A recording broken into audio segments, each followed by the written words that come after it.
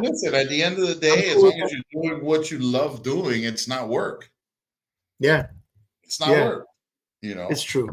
It's true. It's when it starts to feel like work, then you start going, wait a minute, something's off. Exactly. Exactly. It's like that happens to sometimes. It's like what I tell most people is, I chose the lending business as opposed to real estate. Hats off to all the realtors out there. You guys, do a wonderful job, but I just couldn't picture myself showing properties at nights and on the weekends. So, as a lender with technology where we are today, puts me in a position to always be working, but really never have to be at work. Kurz looking clean with his whole sales team. We ain't come to talk nonsense. It's all about the process and profits until we make $1 billion from deposits. He never slacked and teach him to take action. So far from whacking, never gave up his passion. Can't catch him lacking, damper down on his fashion. He forever stacking, running up all the cash. Real estate mastermind. Check out his book, he gave us the blueprint. Really can't hate the grind. Put in the work, no making excuses.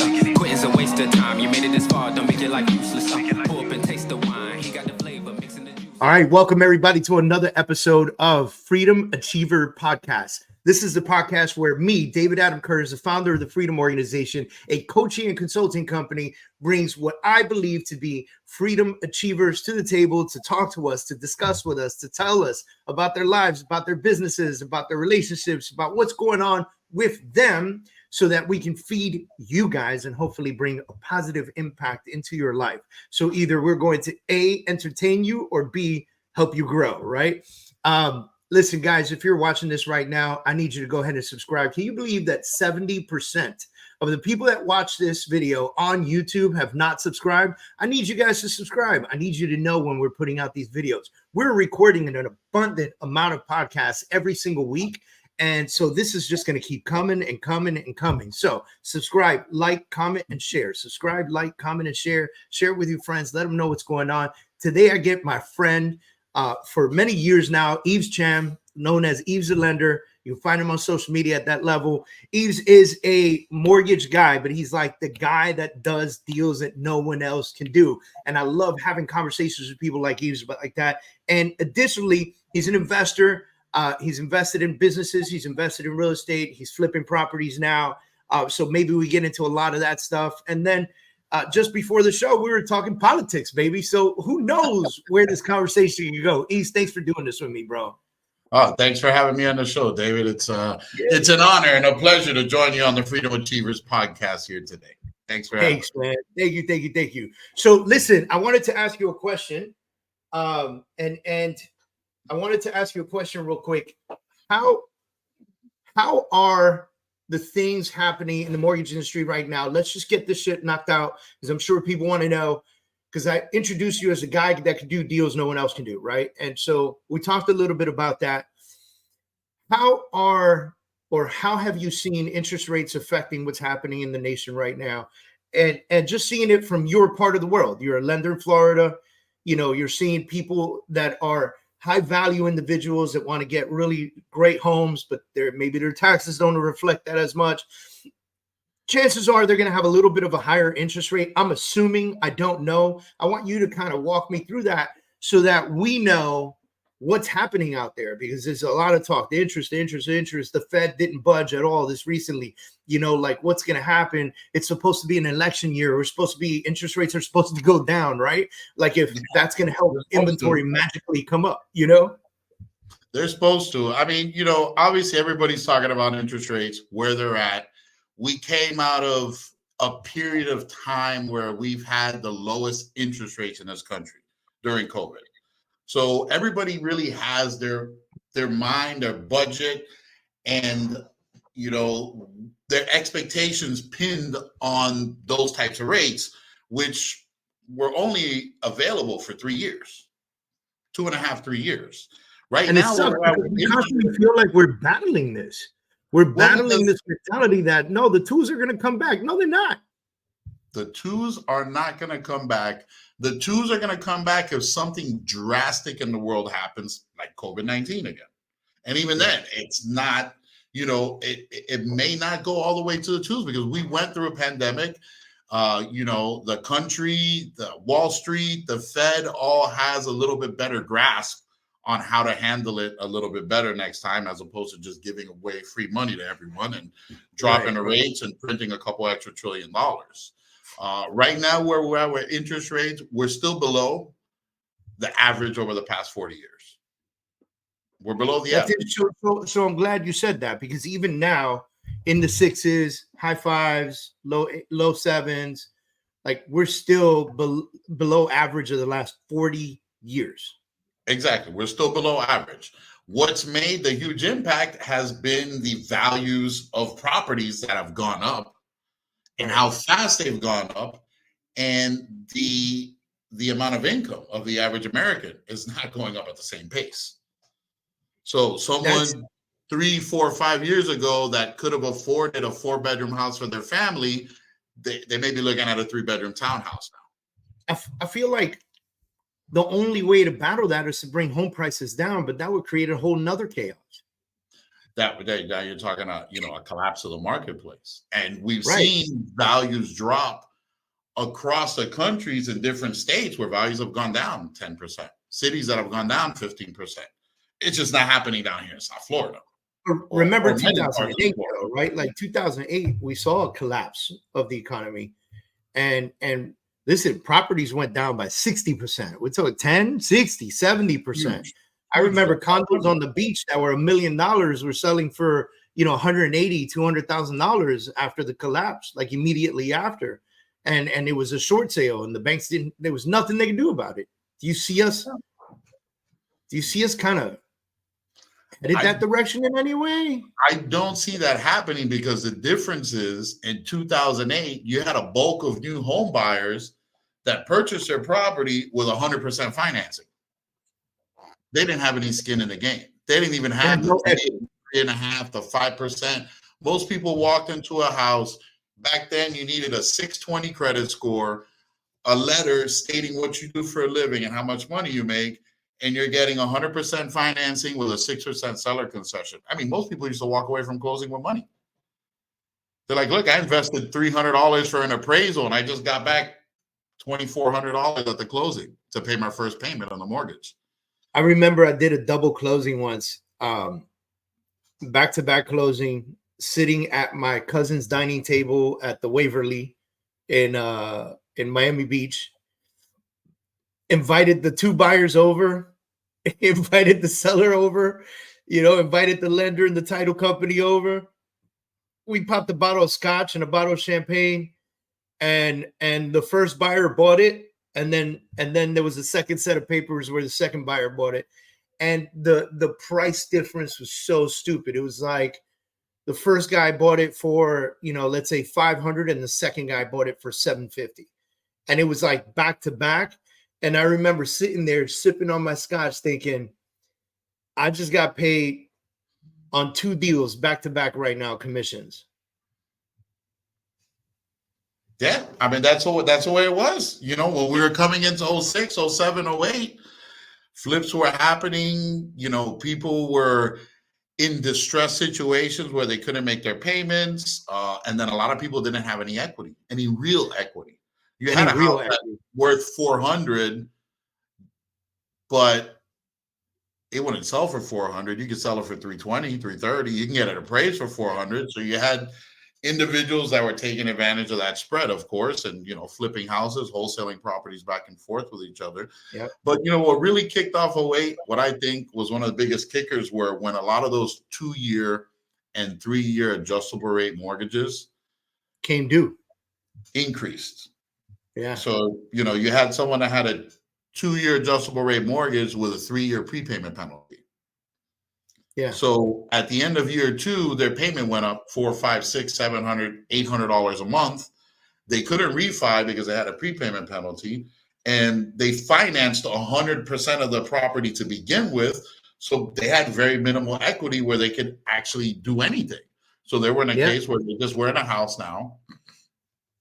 They can't afford the payment. The bank is not working with them. The investors are not going to say, we're not adjusting the rates. We're going to give you your payment. Everybody kind of stuck to their guns.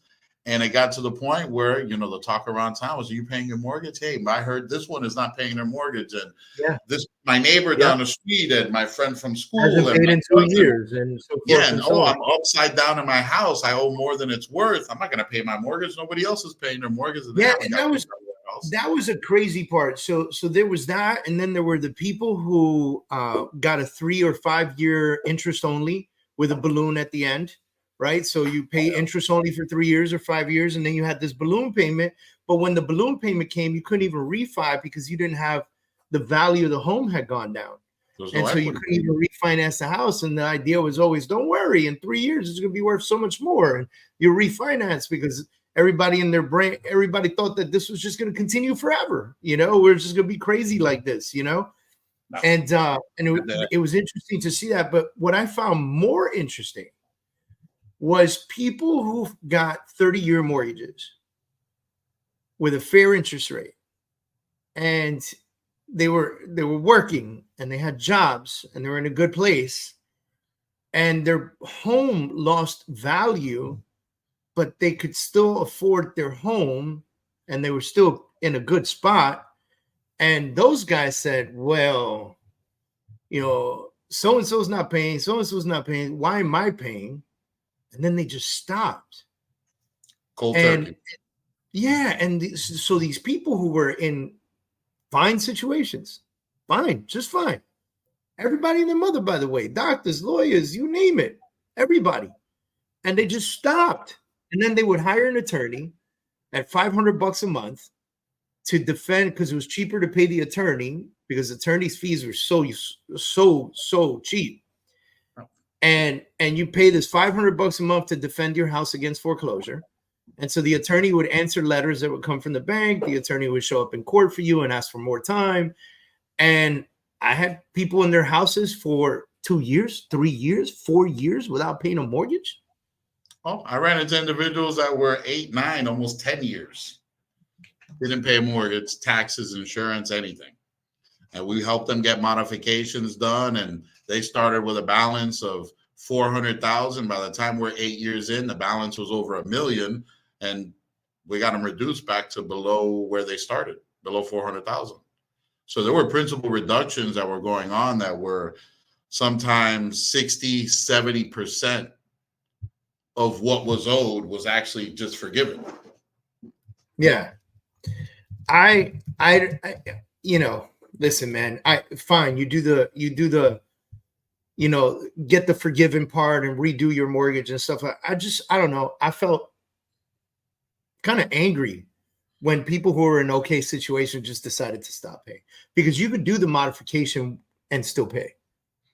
Well, no, you wouldn't get a modification unless you were. You could, because I did it for a few people. But they're very difficult. They're very difficult. You'll get more attention if you start making your payments. Of course, because you get the bank's attention. You get the bank's attention. But after enough of them went through, right? After enough of them went through, you got to see the banks now paying attention to threats. So it was, hey, listen, I need to modify my mortgage. Oh, but you're up to date on your payments, right? Because attorneys were telling people, if you want to do this, you got to stop paying, right? And once the banks got wind that, hey, this was the word on the street, right? Like the scuttlebutt was, they knew all they had to do is stop paying. And so the threat of saying, listen, if I can't get a modification approved, I'm just going to stop paying and we can talk about it in 6 months again, And so banks got smart about that.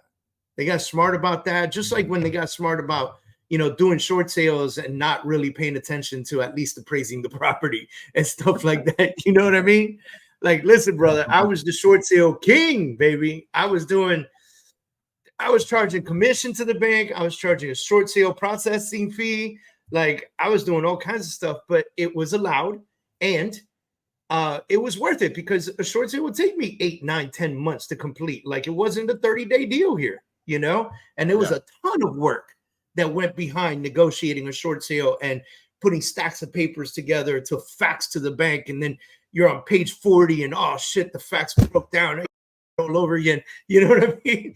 And so, there was a lot. And then you send the faxes. You got to call the bank in 48 to 72 hours. And then they say, well, we're missing page 4 of, 70. And you're like, dude, come on, man, give me a break, But it was a nightmare up until they had Equator and all this other stuff, but it was nuts. It was nuts. No, there were a number of different ways of short selling a property, modifying a property. There were individuals that were holding properties and paying an attorney and collecting rent for 6, 7, 8 years. Yeah. And never had an intention to modify, just cash flow it until the end, the last day. Cash flowing until they kicked them out. Yeah.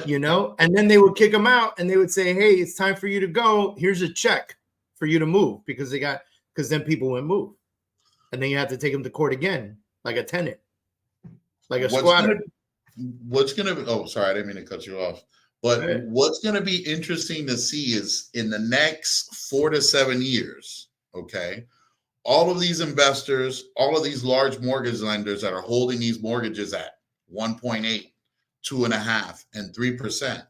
Once a majority of that interest is paid in those, within those first 10 years of the mortgage, a lot of the analysts are predicting that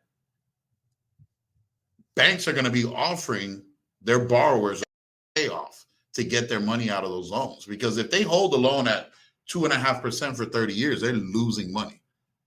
I mean, it's not that they're not making money. No, they're losing money at writing a 2.5 mortgage or holding it for 30 years. Yeah.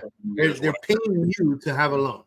Yeah. So they're gonna be offering early payoffs, short payoffs, where you may owe $400,000 or $500,000 on a house, and you may be able to get a discount of $50,000, $100,000 if you just pay it off, just so they can get that loan off of the books, recoup what they can now, and relend it out at 5, 6, 7%, whatever the market rate is of the day. So what would be that's kind of like a stop the bleeding situation. Exactly. It's a way for them to recoup capital, to reinvest with higher returns, because 2.25%, 2.5% return on a mortgage where you've already collected a bulk of the interest up front and now you're collecting principal, you're not making money. It's costing money to service that loan. The investor doesn't have the opportunity to reinvest that money to see some returns or higher returns, what's available in the market today or at that given time. So, there's a number of reasons, good reasons for them to offer these short payoffs in the future for these low interest rates. Wait till they call me, bro. Well, that's the thing, if you have to look at it, if you get a short payoff and your only option is to refinance it to a 5% mortgage, if you don't have cash, and a lot of people aren't going to really be in a position to take it unless they're actually selling their houses. That's where they're going to win. If they're going to sell their house and not keep it, but a refinance out of it to a higher interest rate, that's not going to make any sense, But there'll be people that do it. They'll take out cash and they'll see the opportunity to capitalize on the equity, and they'll look at the short term and not really pay attention to how that new interest rate is going to the long term cost that it's going to be for them. Exactly. Yeah. I mean, listen, they call me. I'll probably do it anyway, just because I need I need some new stuff in my house. But, maybe I don't. I mean, truth is, I'm sitting on 275, and it'd be kind of stupid for me to walk away from this. Of course. Which by the way, is a large part of why we have such an inventory issue. It doesn't make sense. If you're downsizing, why would you pay the same amount of mortgage or a couple $100 less to go from a 5-bedroom house to a 3-bedroom townhouse? For that, you just stay in your 5-bedroom house. You just stay. And by the way, the extra cost of running a 5-bedroom house, the extra, let's say, light bill, AC, yard, all that other stuff. Honestly, all that extra cost is going to get swallowed up in your higher mortgage anyway, somewhere else. You're not saving anything. You're basically downgrading your lifestyle for no reason whatsoever. Yeah, for no financial benefit. None whatsoever. Unless, look, sometimes my wife and I talk and we go, hey, maybe, when there's enough equity in the house, because we don't mess with our equity, because like I said, we're on 275, we're not trying to mess with that. you know? And so maybe when there's enough equity, we sell the house and we buy some cash, and then we're on no mortgage and we downsize, right? Because look, our kids, they're in high school. Like they're any minute now.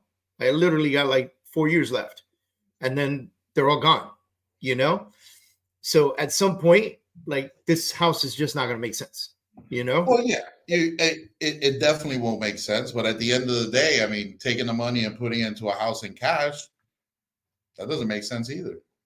If you can go get a loan, I mean, your wife does more. No, and I agree with you. I just 5%.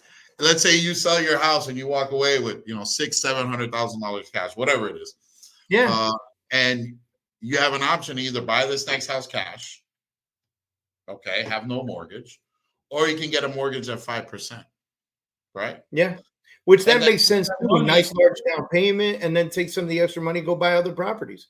Buy other properties, you could just relend the money, hard equity at 12%, and you're making 7% on the bank's money. Yeah. Yeah. There's a lot of caveats, a lot of different things. I start thinking about where I want to be when I decide to wind down a little bit. You know what I mean?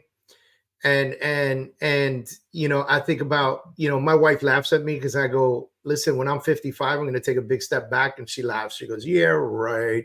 You know what I mean? Like, she's not gonna happen. I don't think so. Yeah, bro. You know me. Everybody that knows me goes, no fucking way. That's not gonna happen. I'm like, what's up, man? You can't see me like middle of the day, sitting in my backyard, having a cigar, going to get a coffee for no reason whatsoever at like 2:00 in the afternoon, So what I think will happen if you have that mindset now at 55 is I think at 55, you want to put yourself in a position to do the work that only you want to do.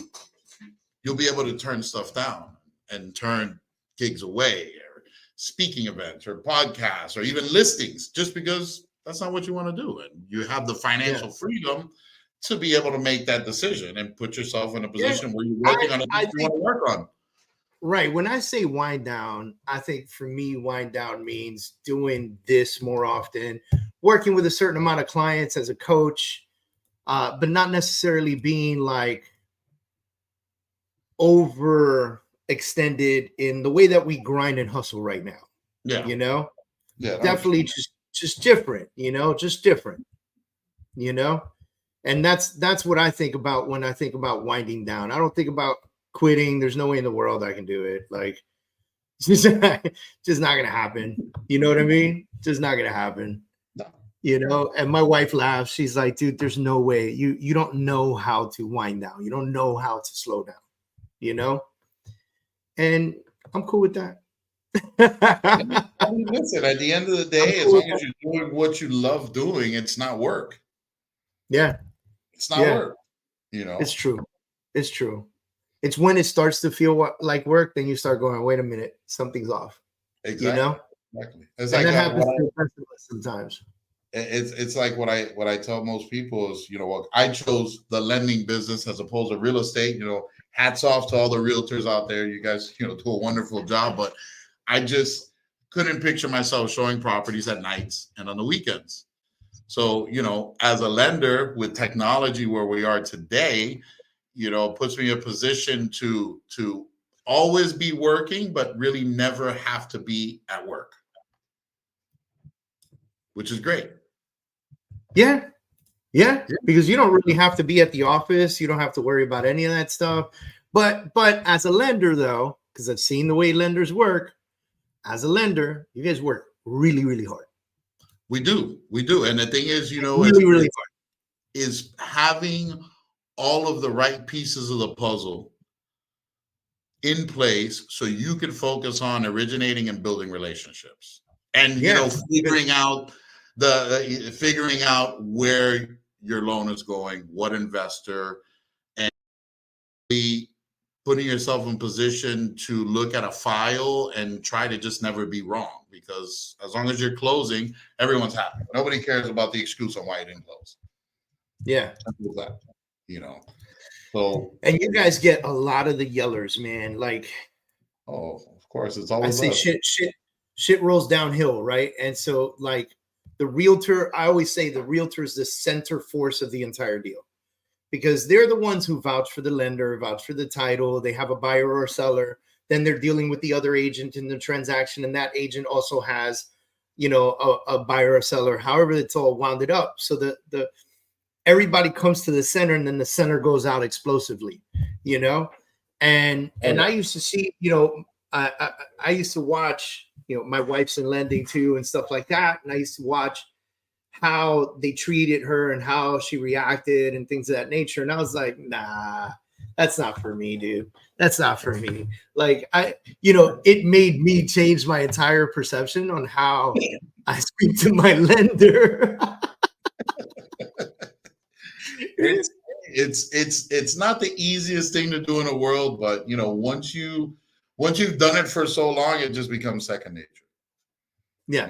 It becomes second nature. And you're taking good care of people, and you're doing something for people. And I just, home buying is such a difficult process. It's not really an easy process. And that's why I get mad with some people. Like, they go, I don't want to work with a lender. And I'm like, dude, like, how many homes do you buy every week? You know what I mean? Like, I don't want to work with a realtor. I don't know. I'm going to go to my bank. I'm like, I'm not going to stop. Stop. You're hurting me. You're hurting my head, bro. Like, I tell people, especially my realtors, because I think a lot of realtors that I coach, they do so much business. And sometimes you get to the point where you forget that the person you're speaking to only does this maybe once every 7 years, and you're doing it multiple times a month. So it's just natural for you. Like, you start using acronyms and shit, and people on the other side of the phone are like, what? And so, like, earlier today, we were saying adjustable rate mortgage and things like that, instead of saying, a 5-year ARM and this, because then people listening right now would be like, I have no idea what this guy's talking about. Right. And it makes a world of a difference. The communication that everybody has, it makes a world of a difference, and we do such an important job for buyers. Oh my God, man. Like, I don't know, man. I'm passionate about real estate. Lately I've been selling real estate 19 years. And I've been very much going towards my coaching business, because that's what my future is, to be 100% honest. At some point, I won't be doing real estate sales. I'll be doing coaching 100% of the time. But I like the fact that I'll be coaching real estate agents, because I'm passionate about it, because I feel like we do a service for people that is undervalued, man. Like, seriously undervalued. I think recently an index came out about consumers' feeling towards realtors, and we were below used car salesmen. And that's bad. You know what I mean? Well, one thing I'm wondering is, and I would like to know from your perspective, do you think that it should be more difficult to get licensed and to become a real estate agent or a realtor? Man, I have this conversation all the time. And I interviewed recently on a podcast Jason Haber, who is the co-founder of Area. Area is the American Real Estate Association. They are the first association to come up in over 100 years to be a competitor to the National Association of Realtors, NAR. Okay, yeah, I saw something on that. Yeah, right. And so they're coming up now in a place where NAR has the lawsuits and the sex scandals and everything under the sun happening to them. And they're going, okay, we need another option. We need an option. And they're not trying to. What's interesting with them, I don't mean to get off topic. What's interesting with them is that they're not trying to demolish NAR. They understand that NAR does a lot of good. What they're trying to say is agents deserve an option. They can be a part of both. They can be a part of one, but they deserve an option, And so I started that conversation with him, because my sentiment is, yes, we need to raise the barrier of entry. By far, it needs to be raised. I'm Puerto Rican, so a lot of my Latinos are going to get mad at me right now. But the test should only be offered in English. We're in the United States of America. Sorry, it's an American state license, right? Like, take it in English. That's number one. Number two, I think that there should be some sales training and things of that nature, but I think there should be more hours put into it. I don't have the answer on how we raise the bar. Maybe there's a course that you actually have to take, like a semester versus, a 72-hour course that you can knock out in a week, right? Like a semester, like 13 weeks, twice a week, you go to the school, you take it, and there's a midterm and there's a final exam. And like, I don't care if they do it at real estate schools or FIU or UM or FSU, or I don't care where it's done, but we raise the standard on understanding real estate before we release someone to the wild. Because here's what happens. The average person, they get their license, they immediately go to Instagram and they say, top luxury real estate agent in Miami, Florida, right? Like, just got my license yesterday. Without one closing. Yeah. No listings, no closings. No closings. They borrowed some money from somebody, got themselves a nice suit, put it together, or maybe they got another job and they went and bought themselves that one suit at Men's Warehouse that was on sale, and they knocked it out the park. They looked great. They took some shots. Their friends that are really good with the iPhone, they knocked it out the park, and now they're a top performing real estate agent on Instagram. And I wouldn't mind that so much if I knew that they actually understood the process. If they actually knew the paperwork, if they actually understood the steps and the process, if they actually understood how to have conversations with sellers and buyers, if they actually understood, how to use MLS. Like, I really believe that the course itself, I don't care so much about the test. The test is fine. The test is what it is, right? It's about ethics and laws. You know what I mean? I don't really care so much about the test. I really feel like the course itself. I should not graduate with a real estate license if I don't know what a contract looks like. And as a state, I should not leave that up to brokers and associations to teach that post license, because license means I can go do it. But like right now, I have an agent reaching out to me. Right before we started recording this, I had an agent reaching out to me saying, hey, I just got licensed, or I know that he just got licensed. He just got licensed, joined my company. I'm going to mentor him through the process. And he goes, hey, my grandmother wants to make an offer on a property. I don't know what to do next. And so if I sent him a contract right now and said, fill this out, it would be the first time he ever saw one. And I don't think that's okay. No, I don't think that's okay by far. I think the barrier needs to be up. I don't think there should be any mutual recognition states. I think every state should operate individually. I think they should have some federal level questions where, and I say federal only in the sense of saying it's equal across all 50 states when it comes to ethics and things of that nature.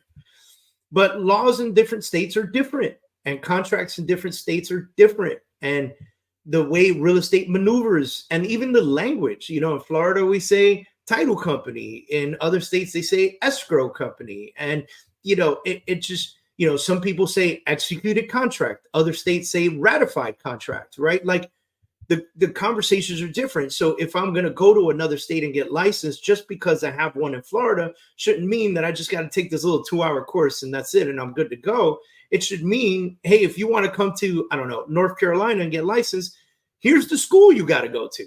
It's a full semester, so forth and so on. You got to learn North Carolina laws, buddy, and North Carolina contracts, and et cetera, et cetera, et cetera. And so to answer your question, that was like the long form, but to answer your question, absolutely. We should raise the bar. It should be a much more intrusive course. It should be a much more introductive course where it really teaches you the aspects of being a real estate agent.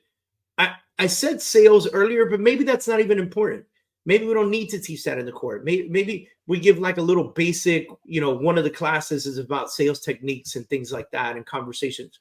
But the rest of it should really be about ethics, laws, contracts, the steps, the activities, ways to earn the business. You know what I mean? Like how you go get business in this industry. Oh yeah. If I tell you how many times I've assisted a new realtor write a contract, I'd be lying. I can't count. And I'm talking about they come from some of the highest caliber brokerages in South Florida, and they don't know how to write a contract. You're right. They just don't. I think it's no idea. They're on the other lines. What do I put in this box? What box? This box. You know, and by the way, states like Florida, we have literally our contract is fill in the blank. Like, there isn't much rocket science to it. But if you don't understand the verbiage on the contract, you've never seen it before, and you don't understand a lot of the verbiage, it is rocket science. It is. And here's the better part, the better or the worst part, however you want to look at it. Here's the crazy part. You could not know anything about the contract as long as you know what to put in which blank. And you can write a contract in the state of Florida. And I think that's sad. That's scary. That's scary. Yeah, I think that's sad because agents don't know how to properly protect their clients. You know, and I tell my agents all the time, you should grab that contract at least once a quarter or whenever you need it, or I don't know, whenever you're bored. Just read it. Read the disclaimers, read the notes, read the things on the contract. Know exactly what you're giving to your client, you know, because 95% of clients don't read it either, to be honest with you. They skim through it, they make sure their information's correct and the numbers are right, and they sign it. Twice, and that's it. I'm signing. Yeah. And then, you know, you've got places like New York that are attorney states.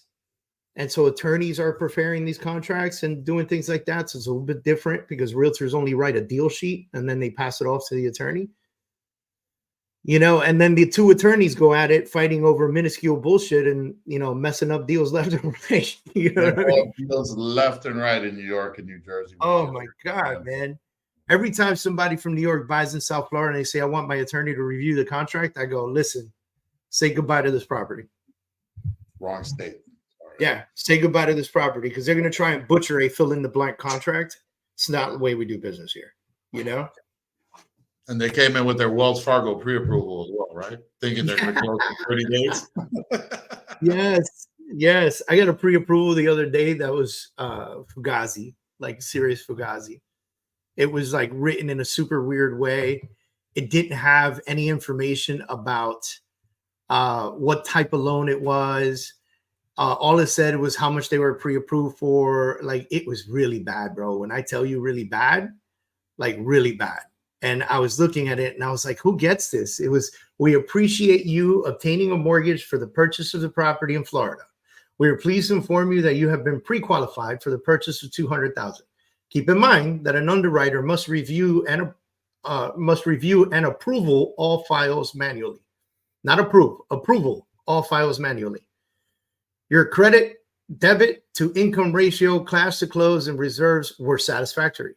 Please note that this pre-qualification is based on information you provided with documentation verbally. The status of the subject to change at any time without notice by the lender. Final approval is based on the underwriter manually verifying and approving the credit history, type of collateral, info documentation, and so forth and so on. And that was it. That sounds like it was written by some virtual assistant somewhere in some faraway land. But Yves, I have no type of loan. Doesn't say if it's VA, FHA, conventional. Doesn't say what type of deposits required. Doesn't say, it just says this amount. And then so I tell that to the agent, and then I get another one back, same format, but this time it says the exact price of the property that we're looking at, and it says how much of a down payment they need to have. So you're pre-approved for $96,000, but you need X amount of dollars for a down payment. Still no type of loan, no interest rate, no nothing. Yeah, they're out there. And I'm like, you know, and no matter how hard you try, sometimes, you know, as a real estate agent, you talk to the client, you go, hey, listen, this doesn't look right. Lots of red flags here. You know, I don't know if I feel comfortable with you sending all your personal information to this person. And they don't want to listen. No, because Joanne or Fulana told me that that this was a great lender. Okay, maybe you got the website wrong. You know what I mean? Like, maybe you hit the spam site versus the real site. Like, I don't know. It's scary out there, and I say this wholeheartedly, and I hope that we have some buyers and sellers listening. It is scary out there. There's a ton of fraud out there. So, like, listen to the people that you trust that are coming in front of you. And if you've never met this realtor before, it's very easy. You go to this crazy thing called Google and you search the person. And you can actually go check their license in your state licensing portal.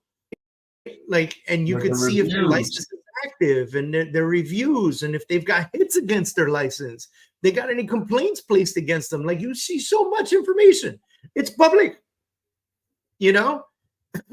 and still people get got all the time, man. I remember, and it's probably still happening, but I remember there was a big pandemic of, people during that 2009-10 post-8 fall apart and a lot of houses were empty. There were people putting for sale or for rent signs in front of houses that had a lockbox on it. They figured out how to get in the house, and they would rent houses to people they were pretending to be realtors, and they would take first, last, and security from these folks, and the folks would move into the house, and a month or two later, a bank will come and go, "What are you doing here? We're about to put this house on the market for sale as an REO." And they would say, "I have a lease." And they would go, "Yeah, no, that's invalid." Yeah, well, you got to evict me. For people, they would lose 3 months. Yeah, or they would stay in a house for a couple of years because they couldn't get evicted.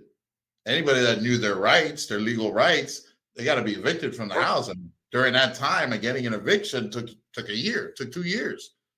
But a lot of these people, they were so nervous. And we're talking about a community, in Miami, it would happen often in these lower income Hispanic, communities where, I would say Hispanic and Black communities, because I know it was happening all around it. And it was sad because they were taking advantage of people. When you say, if you know the law, but most of these people didn't know that. All they knew is that something bad just happened to them. And they were like now super stressed out because they don't know what to do. They know that the sheriff is there telling them they can't be there. Yeah. And they don't know what to do. And they're freaking out. And, we'll pack, we'll leave, no problem. But we don't have anywhere to go. And you just feel like complete crap, man. Especially if you're the agent that's going to list that property, and you realize somebody's in there. And now you got to break the news to them, and you break the news to the seller, whether it was a person or a bank or whatever. And now the sheriff's involved and all this stuff is happening. It's a horrible situation. So I hope and pray that this touches some people in the heart and they start paying attention to who they're divulging their information to and who's helping them purchase or sell one of the largest assets they will ever own. Yeah, it's going to be one of the biggest decisions most people are ever going to make. Buying or selling that house, where to buy it, how to buy it, price to buy it. So you're opening a real estate company and a mortgage company in the Dominican Republic. La República Dominicana. So tell me a little bit about that, because I my wife is Dominican. We've spent some time in the Dominican Republic, but when we go, obviously we go to her family's areas. And you were telling me a statistic that I didn't know. You said there are more people in Santo Domingo than there are in Miami-Dade County, which I found to be crazy because I feel like we're full here, like no vacancy. We are full, but there are more people in Santo Domingo than Miami-Dade County, and they're in a smaller area than we have in Miami-Dade County, so they're more compact. No wonder the roads are nuts out there, bro. The roads, sometimes it could take you 20 or 30 minutes to go half a mile or a mile and a half down the road. And you're just talking to one road, just to get out of the parking lot, get into the traffic, and go down the road. During rush hour, it could take you 30 minutes for a mile and a half drive. Wow. Simple. Yeah, no, I'm good.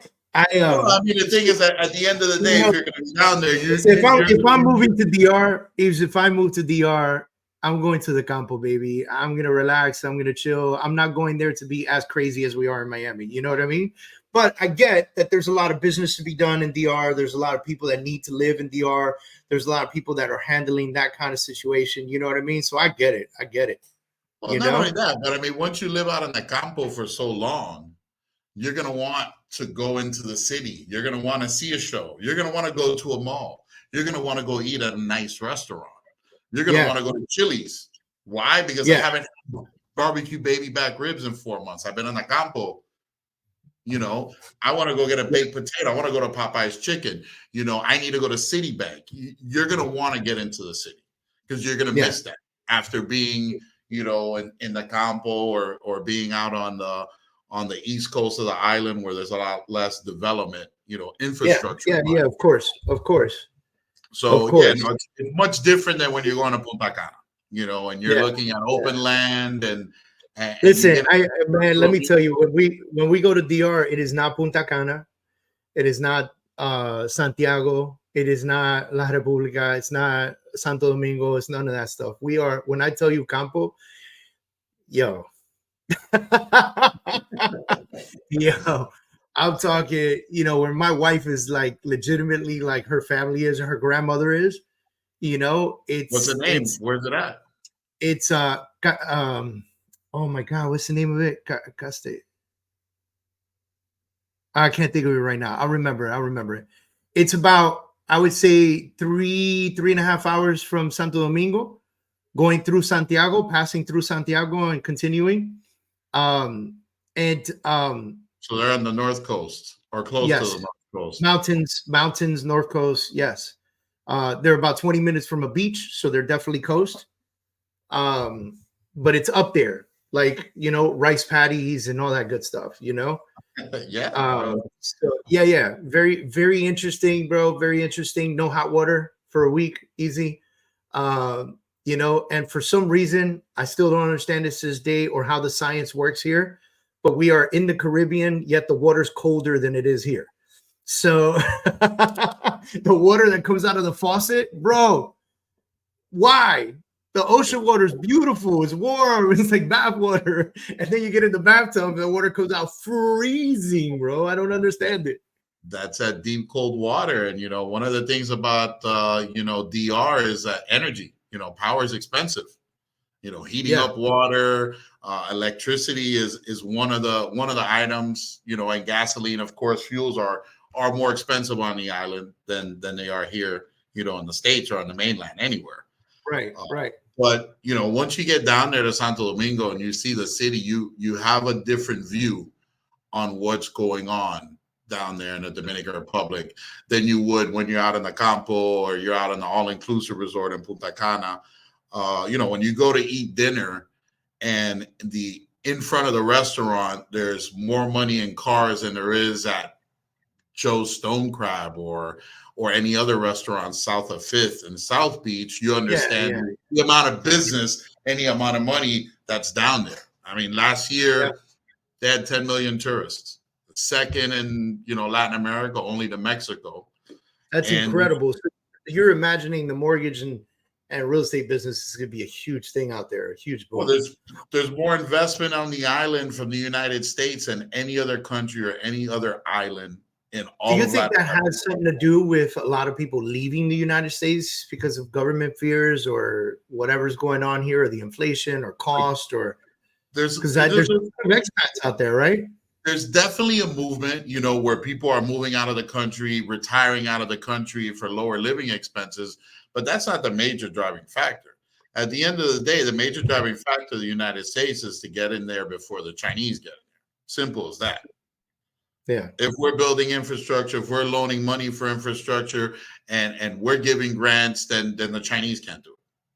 So, you know, the United States has made a bold statement of not allowing that to happen. The town that she's from is Castañuela, which is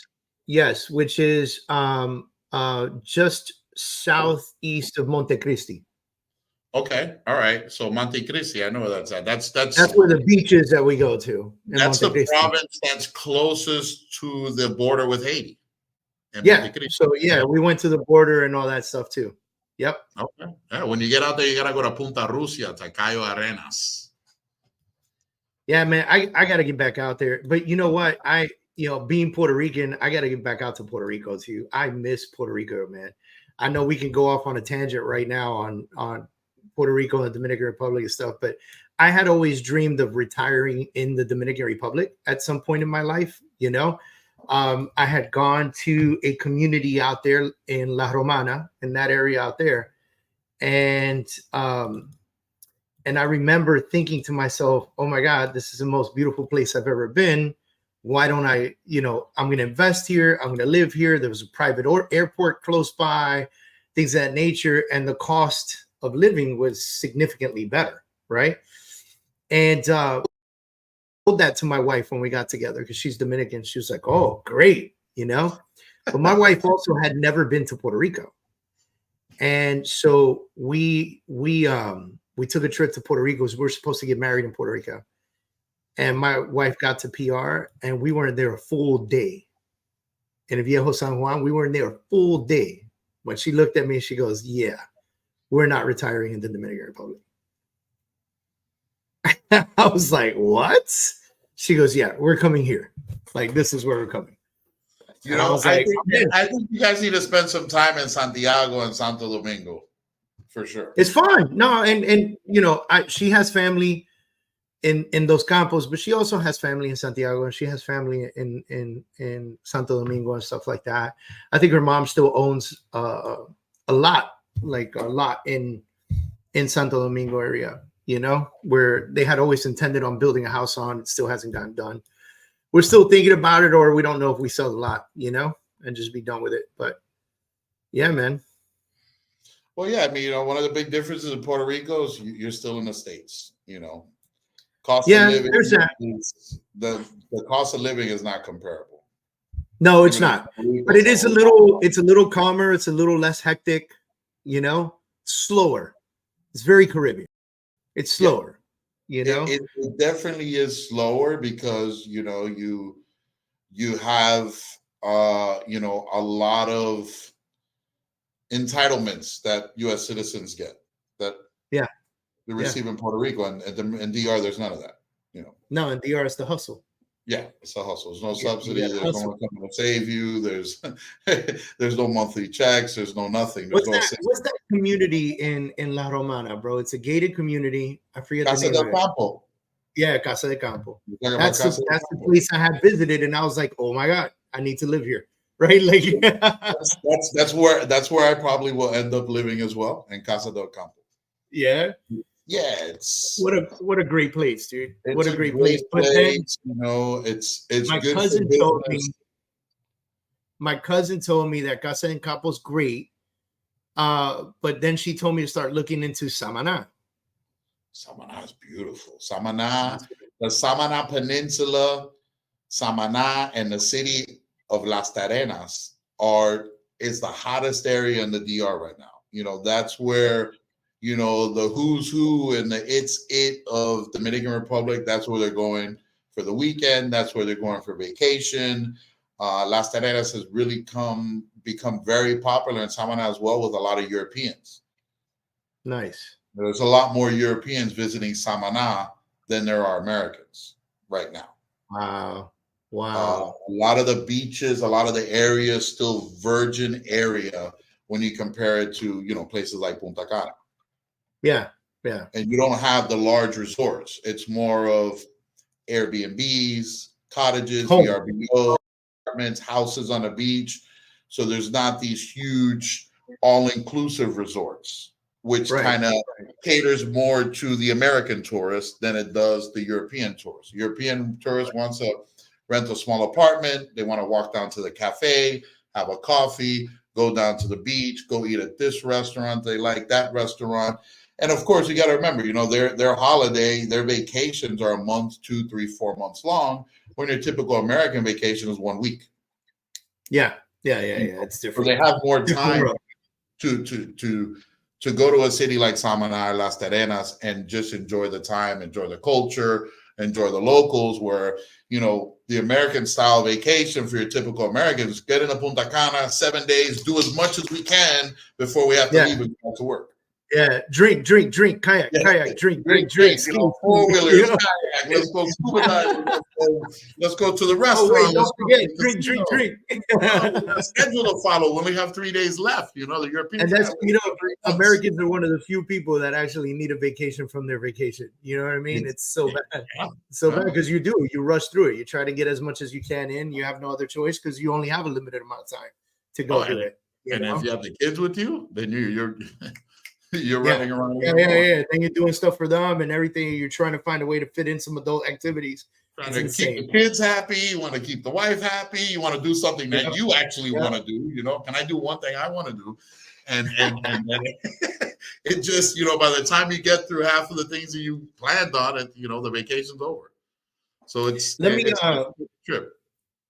Man, you know, I want to thank you for doing this with us, man. I love this conversation. I'm hoping and praying, like, we got deep on some stuff, man, and I appreciate you. I appreciate you doing this with me and being on this podcast with me and having this normal conversation. A lot of people get nervous on podcasts. I'm glad that you didn't. You're a natural at this, bro. You need a podcast. You need to like listen to Yves' podcast. You know. Thank you, Mr. Kurz. I'm honored. I'm very, very honored that, you know, you need it. This was a great flow, man. I think, first of all, we had great conversations about interest rates and everything, you know, things people need to know. And then it just naturally led to a great conversation about the Dominican Republic. So, I mean, dude, this is fantastic. I love this episode. I hope that people really enjoy it. I feel like we need more time. I know. Listen, we'll have a part 2. We're already 55 minutes in, man. And I figure, you know what? I'm trying to keep these babies under an hour because, you know, people, ADD. So everybody has something to do. Yeah, man. But don't worry about it, dude. We'll do this again sometime. Probably, like you had mentioned, maybe we do this in person one day and get deeper on some stuff. Let's do it. I'm ready. All right, brother. Listen, guys, if you've been listening to this podcast up until this point, that means you might have actually enjoyed this podcast. So give Yves a follow on his social media, and it's Yves the Lender at in Instagram, and you can check out his website. What is it? What's the website? Dreamlending.com. All right, dreamlending.com. So dreamlending.com. Check him out. And for me, everythingdavidkurz.com. Just hit up everythingdavidkurz.com and you'll learn more about me. But if you've been here this long and enjoyed it, subscribe, like, and share. And you can leave a comment too if you like, and we'll get back to you on those. Thanks, everybody, for tuning in. We appreciate you.